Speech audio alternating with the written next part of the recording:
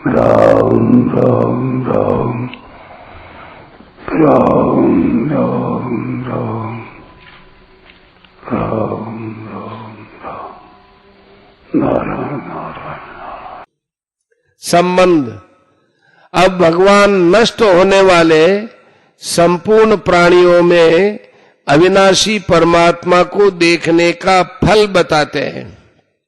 समं पश्यन् सर्वत्र समवस्थितमीश्वरं न हि नस्त्यात्मनात्मानं ततो याति परां गतिम्। क्योंकि सब जगह समरूप से स्थित ईश्वर को समरूप से देखने वाला मनुष्य अपने आप से अपनी हिंसा नहीं करता, इसलिए वह परम गति को प्राप्त हो जाता है। व्याख्या। समं पश्यन्नि सर्वत्र समवस्थितमीश्वरं न हि नस्त्यात्मना आत्मानम्। जो मनुष्य स्थावर जंगम जड़ चेतन सभी प्राणियों में और ऊंच नीच योनियों में तीनों लोकों में समान रीति से परिपूर्ण परमात्मा को देखता है, अर्थात उस परमात्मा के साथ अपनी अभिन्नता का अनुभव करता है, वह अपने द्वारा अपनी हत्या नहीं करता है। जो शरीर के साथ तादात्म्य करके शरीर के बढ़ने से अपना बढ़ना, शरीर के घटने से अपना घटना, शरीर के बीमार होने से अपना बीमार होना और शरीर के निरोग होने से अपना निरोग होना, शरीर के जन्म से अपना जन्म जाना और शरीर के मरने से अपना मरना मानना तथा शरीर के विकारों को अपना विकार मानना, वह अपने आप से अपने आप की हत्या करता है, अर्थात अपने को जन्म मरण के चक्र में ले जाता है। परंतु जिसकी दृष्टि शरीर की तरफ से हटकर केवल सर्वव्यापक सबके शासक परमात्मा की तरफ हो जाती है, वह फिर अपनी हत्या नहीं करता है, अर्थात जन्म मरण के चक्र में नहीं जाता है, अपने में संसार और शरीर के विकारों का अनुभव नहीं करता है। वास्तव में अपने आप की माने स्वरूप की हत्या अर्थात अभाव कभी कोई कर ही नहीं सकता और अपना अभाव कभी हो भी नहीं सकता तथा अपना अभाव करना कोई चाहता भी नहीं।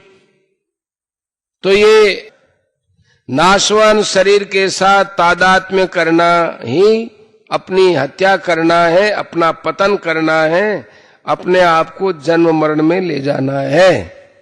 ततो याति परांगतिम।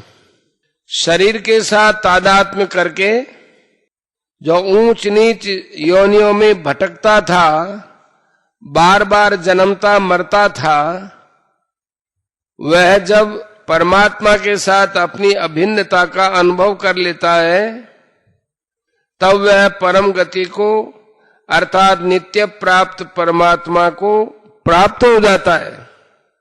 मार्मिक बात, परमात्मा तत्व सब देश में है, सब काल में है, संपूर्ण व्यक्तियों में है, संपूर्ण वस्तुओं में है, संपूर्ण घटनाओं में है, संपूर्ण परिस्थितियों में है, संपूर्ण क्रियाओं में है।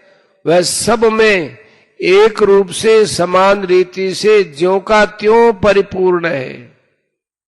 अब उसको प्राप्त करना कठिन है तो सुगम क्या होगा? जहां चाहो वहां प्राप्त कर लो। वास्तव में इस संसार का जो हैपना दिखता है वो संसार का नहीं है। संसार तो एक क्षण भी स्थिर नहीं रहता, इसमें केवल परिवर्तन ही परिवर्तन है। वह केवल परिवर्तन का ही पुंज है। जैसे पंखा तेजी से घूमता है तो एक चक्र दिखता है, पर वास्तव में वहां चक्र नहीं है, प्रत्युत पंखे की ताड़ी ही चक्र रूप से दिखती है। ऐसे ही ये संसार नहीं होते हुए भी है रूप से दिखता है, क्योंकि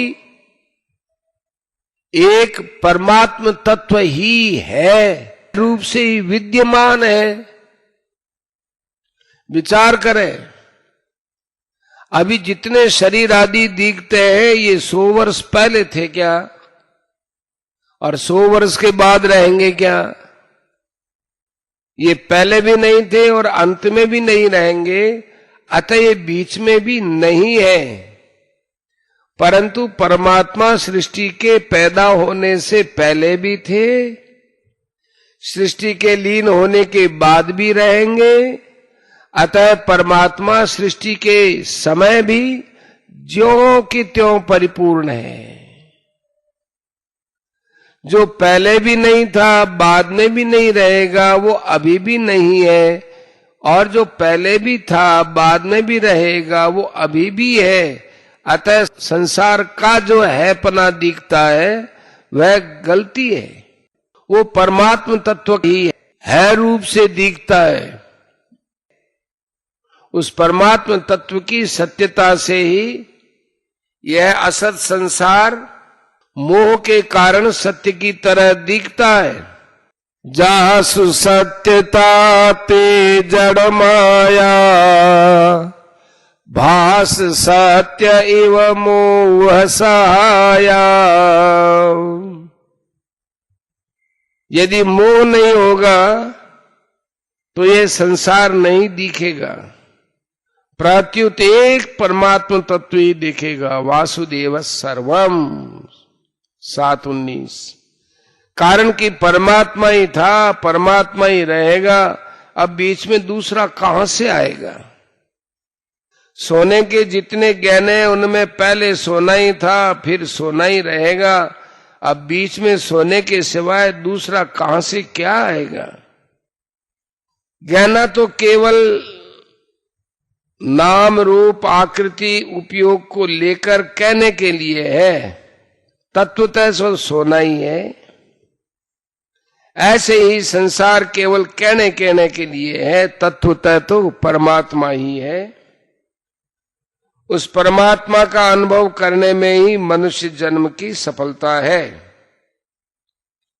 का अनुभव न करके नहीं में उलझ जाना मनुष्यता नहीं है, प्रत्युत पशुता है। इस पशुता का त्याग करना ही पशु बुद्धि मिमाम जही, श्रीमद् भागवत में 12वें स्कंद के 5वें अध्याय में 2 श्लोक।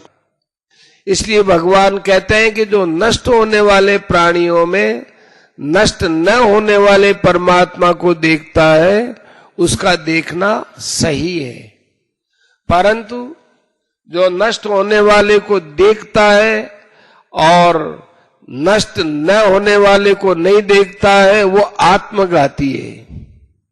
महाभारत में आया है, यो अन्यथा संतम आत्मानम अन्यथा प्रतिपद्यते किम तेना न कृतम पापम चौरेणात्मा पहारिणा। अर्थात जो अन्य प्रकार का होते हुए भी आत्मा को अन्य प्रकार का मानता है, उस आत्मघाती चोर ने कौन सा पाप नहीं किया? जो नाशवान संसार को न देखकर सब जगह समान रूप से परिपूर्ण परमात्म तत्व को देखता है, वह आत्मघाती नहीं होता, वह अपने द्वारा अपनी हत्या नहीं करता, इसलिए वह परम गति को प्राप्त हो जाता है। परंतु जो सब जगह परिपूर्ण परमात्म तत्व को न देखकर शरीर संसार को देखता है, वह आत्मघाती परम गति को न प्राप्त होकर बार बार जन्मता मरता रहता है, दुख पाता रहता है। इसलिए मनुष्य अपने द्वारा अपना उद्धार करे, अपना पतन न करे। 6 अध्याय का 5वां श्लोक।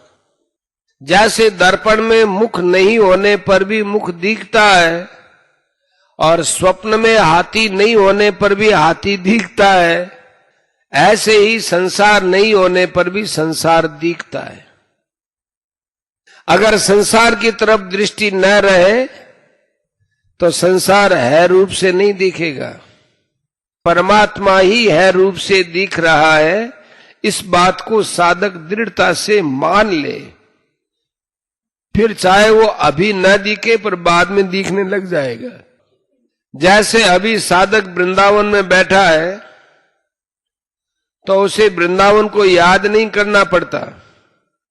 सोते समय, भोजन करते समय, हर एक कार्य करते समय वह वृंदावन को याद नहीं करता, परंतु मैं वृंदावन में हूं इस बात में उसको संदेह नहीं होता। वह बिना याद किए ही याद रहता है। ऐसे ही अभी भले ही परमात्मा न दिखे पर साधक ऐसा दृढ़ता से मान ले कि है रूप से तो केवल परमात्मा ही है, संसार नहीं है, तो बाद में उसको ऐसा अनुभव होने लगेगा।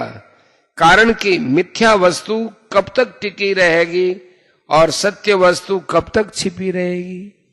परिशिष्ट भाव वास्तव में 27वें 28वें श्लोक में आत्मा का ही वर्णन है, परंतु परमेश्वर और ईश्वर नाम आने से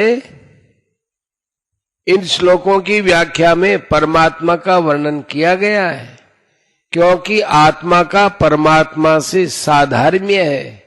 इसी अध्याय के 22वें श्लोक में बताया गया है।